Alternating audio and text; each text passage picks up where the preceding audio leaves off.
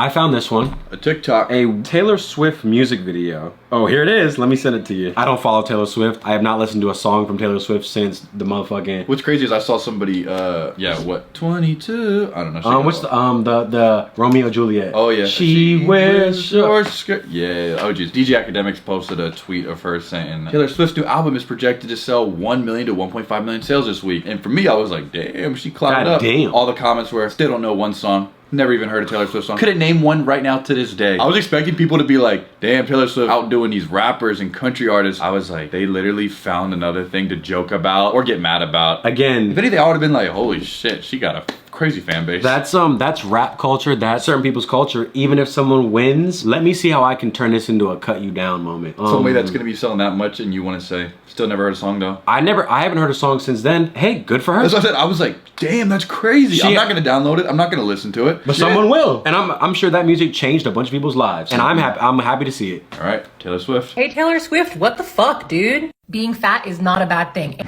All right, let's talk about this.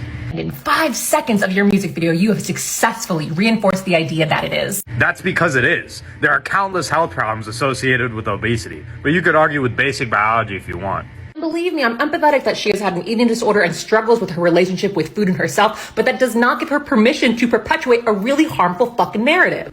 The real harmful narrative is encouraging an unhealthy lifestyle, which leads to increases in heart disease, cancers, diabetes, and plenty other problems. That is not a feeling, and feeling fat or fearing being fat or not liking the way you look, which is often what feeling fat actually is, does not mean that you deal with these systemic issues that actual fat people actually deal with. If you want to be fat, go for it, but don't hit on somebody else who doesn't want to be. Go get shredded, boys. So wait, what? She stepped on a scale in her music video? We could watch the video, we could go into it, but even this topic, I could care less. Apparently she did something where she weighed herself, or something happened in the music video that triggered overweight people. Right. She's for eating disorders. You realize you didn't have to watch the music video. You don't have to comment on it. If you don't like it, okay. But you felt the need to go on your phone, you tell Taylor Swift off, and she's bad. Well, because that person was going through something, so when she saw Taylor Swift make light of it not being okay to be obese, the obese person was like, no.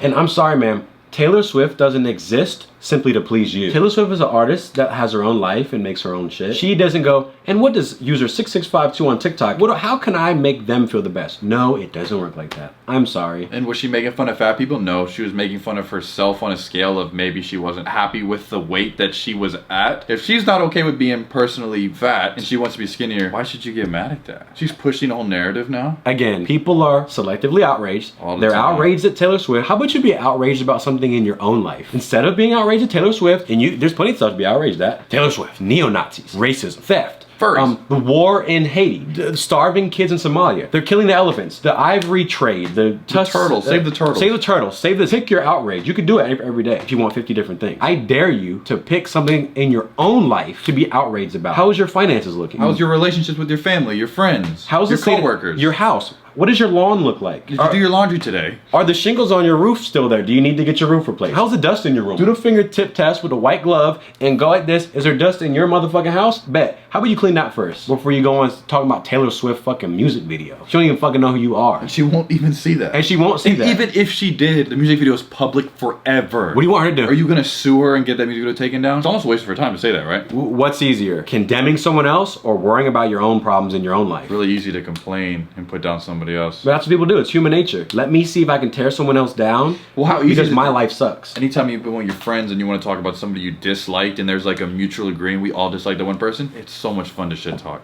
It's so much fun to do that when you're not that person. And everybody can do it now. And the fortunate thing is, people can reach masses of other people to be like, yeah. Let's all be outraged. It's all... You know what? And what's this turning into? My For You page tends to feed me a bunch of stuff that I like. Echo chamber, stuff that I completely agree with. I think you'll agree with this as well. It's kind of random, but I think it's timely for this generation, for this. If I can just take away something. Because how the TikToks kind of just like reverse my brain cells, and then I'm dying slowly inside. But this is gonna make me think better. To be more introspective, to be more self-aware is the name of the game. The more self-aware you are, I think the better life you'll live, the more successful you'll be. So I'll let you play this. People were being weird again on the internet this weekend. It began, as these things always do, on the original hellscape Twitter. This woman, Daisy, posted, "My husband and I wake up every morning, bring our coffee out to our garden, and sit and talk for hours every morning. It never gets old, and we never run out of things to talk about.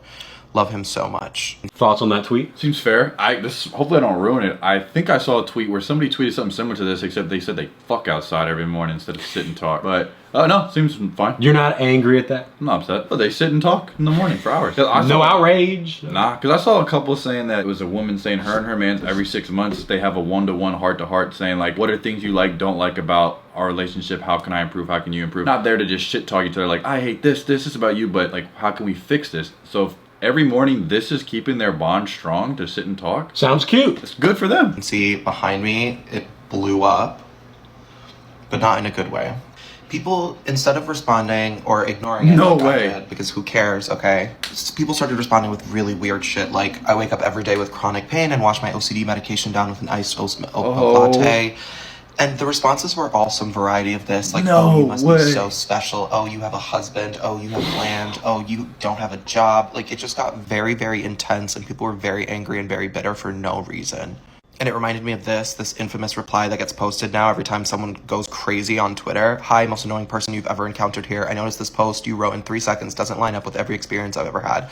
This is extremely harmful to me, the main character of the universe. That's funny. It's not even me prefacing this. I just think it's like incredibly bizarre behavior. You wouldn't do that in real life. There's this weird thing where people do this on the internet where they project and kind of throw their own miserable life experiences at you and expect you to react in kind. But if you were having a conversation with someone at a bar or a party and they were like, my husband and I like to sit out and have our coffee together during the morning, you wouldn't say, I've been single for 17 years, how dare you mention the word husband to me? Because it's weird, it's bizarre. Why would you do that? That's like crazy behavior. Some more reactions is what you guys want on here for everyone to actually preface their tweets with disclaimer. My privilege enables me to have mornings off and some outdoor space to enjoy with my partner. Your mileage may vary because personally I'm good. The iconic author of Honey and Spice said, often when I don't relate to a tweet or it doesn't resonate with me, instead of finding problems with it or pathologizing it as bad, I scroll past it instead of building a discourse around something that was none of my business. What I'm saying is that a lot of people could stand to ignore people who drink coffee with their partners in the morning if they find it upsetting, which I totally agree with. Honestly, that tweet is why our country ain't shit and will never be shit. Nobody wants anybody to have anything that they don't have. It's really sad. Shit is so dire. You think little pockets of peace would make you happy, but y'all take it to the abyss. I get it. I get it. A lot of facts that he just spit there.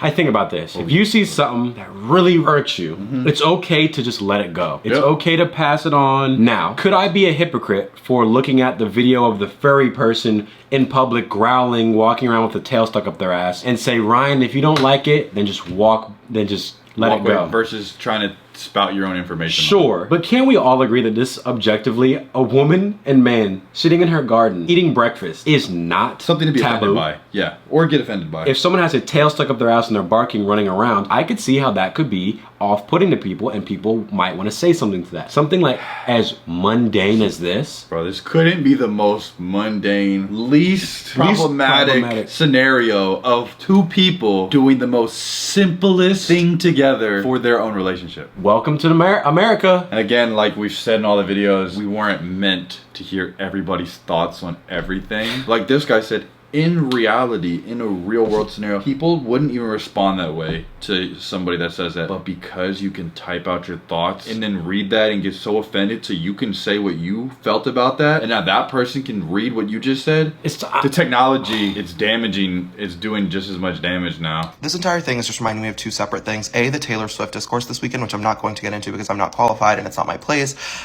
But ultimately, I think that you're going to get your feelings hurt on the internet. You just are. It's a mix of people just saying whatever they want. Your feelings are going to get hurt. Triggers exist for you to know that your feelings are going to be hurt, not so that you never see anything that will upset you. B, if everything upsets you, then perhaps this isn't the space for you, right? If someone's saying, I sit in the garden and have coffee with my husband, or I have body dysmorphia or whatever, and you decide to take that as a personal attack and freak out, that's you, right? Like that has nothing to do with the person you're projecting. What's hysterical is historical. And I think that these conversations get so difficult because everyone gets so triggered and they can't see beyond the scope of their own experiences to realize that the other person is a person on the other end. But like, not everything is about you. I'm so sorry. I agree with everything you said there. And I think it is sad that people feel as though their emotions are number one. If something hurts your feelings, then you must clap back. You must do this. I feel grateful growing up in the generation that I did, because when we were kids and we were getting in roast offs and like playing competitive sports where someone's saying, I just fucked your mom. Well, fuck you, bitch. It calluses you and hardens you a little bit. Pressure makes diamonds. You don't turn into a Beanie Baby fluff ball, Hello Kitty, Wow Wow, Weenie Hut Jr. because no one's ever been mean to you before. People have been mean to us for a matter of years. It's made us be like, hey, it's okay. Yep. I will encounter people that I don't like. I'll encounter people that don't like me. Correct. I'll encounter criticism, things that I find offensive. I will not implode. I will not break down. I will keep going. If we let every single thing that we don't like bother us, I would have. It's exhausting. I wouldn't be able to function. Yes, correct. I wake up every day with things I don't like. I wake up every day with people that don't like me. The selective outrage on these platforms is crazy. And you can post a picture of a white wall. Why isn't the black wall? Why isn't a yellow wall? Did you forget the black wall? And it could have no caption, and you could have just accidentally uploaded that from your camera roll by accident. Outrage will happen. Why did you do that one? Oh, I didn't even know I posted that. Oh, okay, good, because we were about to cancel you for a whole year. And again, what he stated there, in real life, in real interactions, like I never met a hater in real life. Yeah, I've met plenty of haters on this little device. I've never seen those comments in real life.